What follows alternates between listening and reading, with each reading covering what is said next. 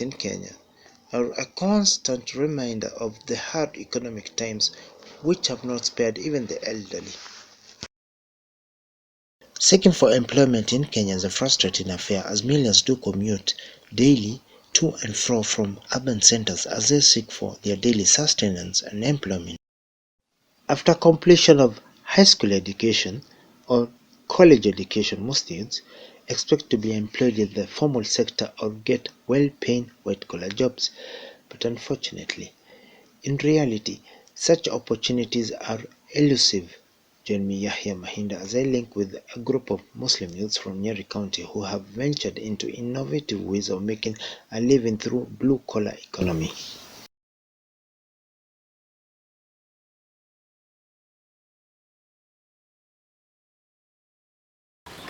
Assalamu alaikum warahmatullahi wabarakatuh. Sisi ni vijana kutoka 019 Youth Group.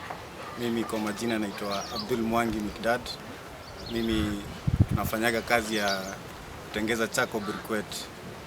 Hii sisi huanza na kutafuta kisokoto. He says, I'm a member of a group called County 019 and we produce charcoal briquettes. We make them by getting charcoal dust, which is leftovers waste of original charcoal. We then mix this charcoal dust, as you can see, with soil and water, after which we put the mixture in a machine which produces wet briquettes.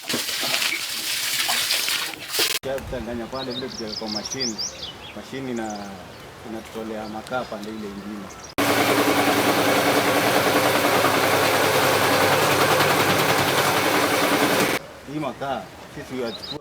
The wet briquettes are put on a dryer which takes 2 to 3 days to dry. After drying, we package ready for selling.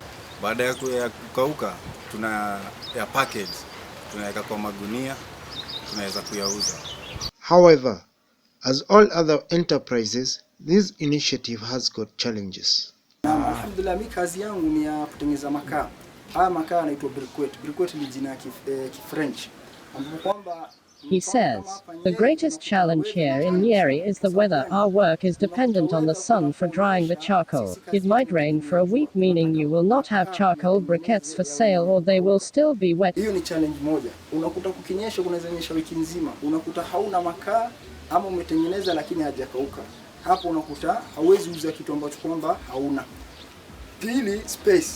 Secondly, we have limited space for expansion for large-scale production. So ningepata kiwanja kubwa na pengine nipate msaidizi mmoja, basi ile kazi ningeweza kuifanya vizuri, kwa kuwa ningekuwa natengeneza makaa mengi kwa wakati mmoja na naweza kuyarudisha ndani ili iweze kukaukia ndani ama asinyeshewe nje.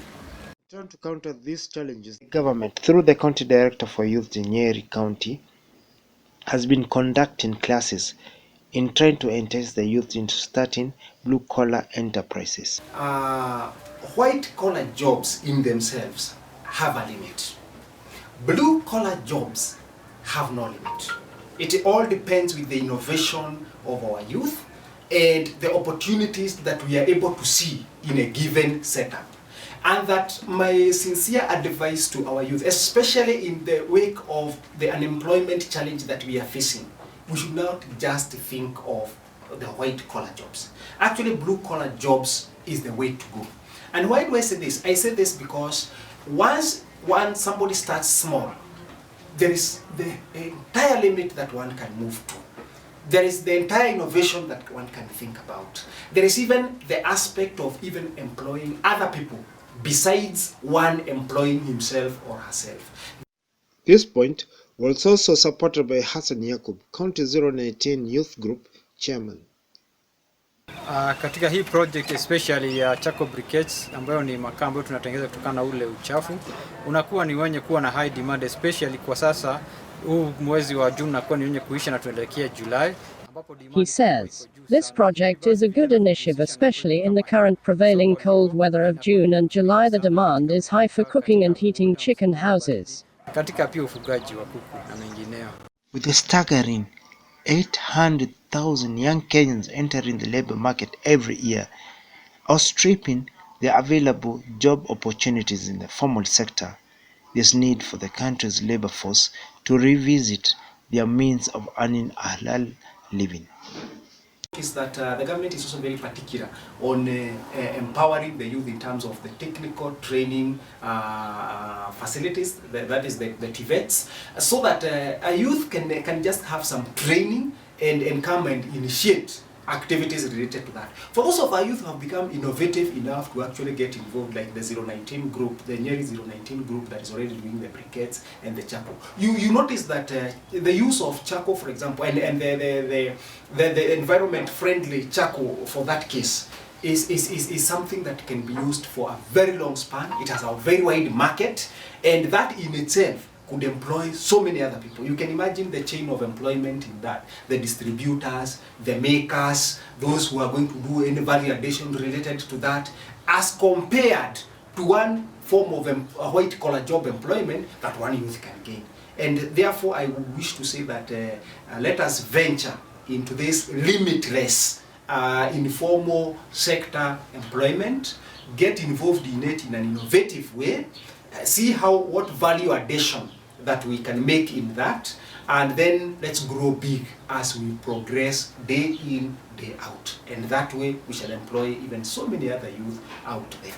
Ningependa kuhamasisha vijana wenzetu wawe ni wenye kuingilia katika hizi kazi zetu za kujiajiri.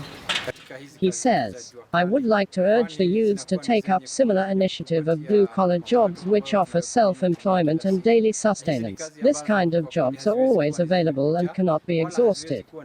Recycling waste helps the society have a cleaner environment. Tunakuwa ni wenye kusaidia jamii na community kwa kusafisha, na pia vile vile hiyo uchafu unakuwa ni wenye kutupatia pesa kutokana na yale mali tunakuwa ni wenye kuzalisha.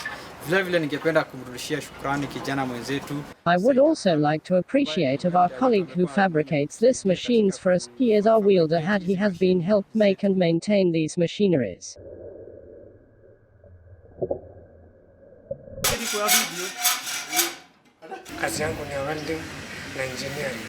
He says, I am a wielder and my work involved making metal doors and windows. I assist my fellow youths in making briquettes, making machines, or teach them how to fabricate them. Blue-collar jobs pay and no one should say there's no available employment, it's only us who don't want to work. This kind of jobs will bring about personal development.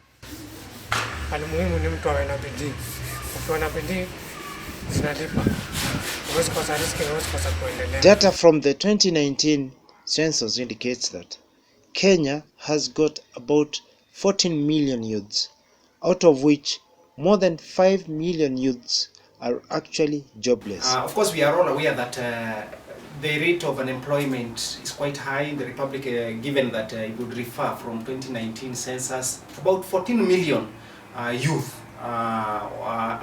were there, and about 5 million of the 14 million are unemployed, and therefore, rather are employed, and therefore getting formal employment is a bit restricted. But beyond the formal employment, there is varied other income generating activities that the youth can get engaged into, meaning that there is need even for informal sector employment, which, like in Nyeri County, we are already engaging our youth in. In the same breath, I also wish to acknowledge the government effort in terms of reaching out to empower the youth. For example, when we take our Nyeri County, we have the Nyeri Central Youth Empowerment Center. The youth also get engaged in Ajira digital trainings. Besides that, we also have other youth empowerment centers like the Udaya one, which is also operational with Ajira digital training, and also in Kieni. Not mentioning also Mukurweini and Madeira, they are also centers. However, it's also important to mention other programs that the government is also engaged in. And at the county, we have the government funds. We have the Youth Enterprise Development Fund. Currently, we have about 469.8 million, which has actually been disbursed to youth, to about 22,100 youth beneficiaries and groups, in terms of loaning through the intermediaries, the financial intermediaries, and also direct loaning. Ningependa kuita mwito katika serikali ili kuondoa ile riba ambayo ya loans ambazo tunaweza kuwa ni wenye kuzichukua.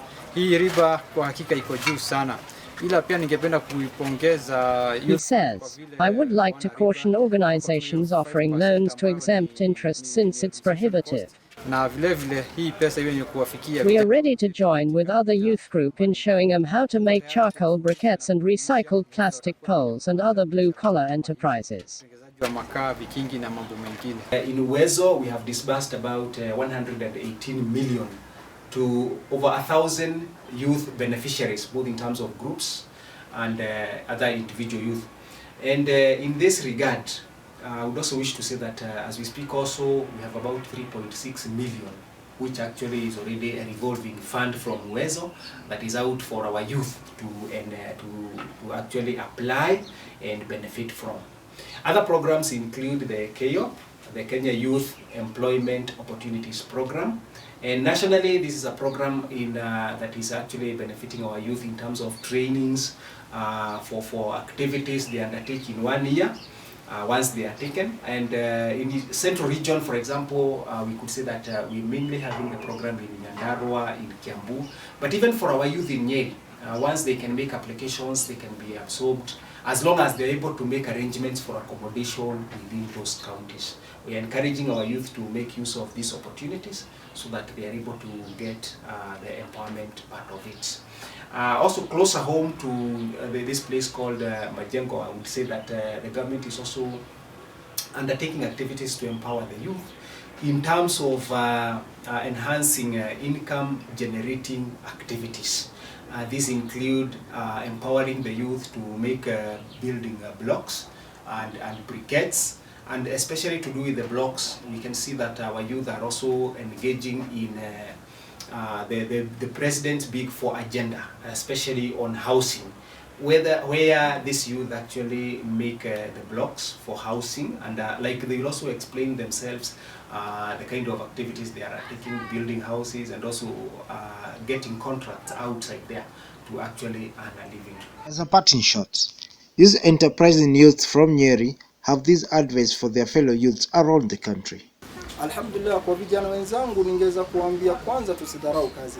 Kama kwanza kazi yenyewe ni halali. Ikiwa si halali kwa sababu kuna kazi ambazo kwamba si halali. He says, my advice to fellow youths is not to give up.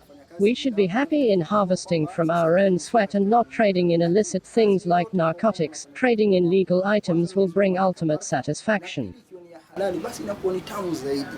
So tusife moyo, kazi ambayo kwamba ni ya halali na unapata chako cha halali. Jioni ukienda kulala utakuwa umemridhisha Mwenyezi Mungu, na ukishamridhisha Mwenyezi Mungu basi pia nafsi yako itakuwa yenye kuridhika, kwa sababu sisi tunafaa yani wa ila rabbika farghab, yani tumtoroke Mwenyezi Mungu, tumwelekee Mwenyezi Mungu, yani malengo yetu ni Mwenyezi Mungu. Basi akituridhia na sisi tunakuwa ni wenye kufaulu katika hii maisha na maisha ya akhera pia. Going by the adage that says 1,000-kilometer journey starts with one single step, these youths have already taken the initial step and now they are reaping benefits from their efforts. For Mount Kenya Newsreel, this is Yahya Mahinda.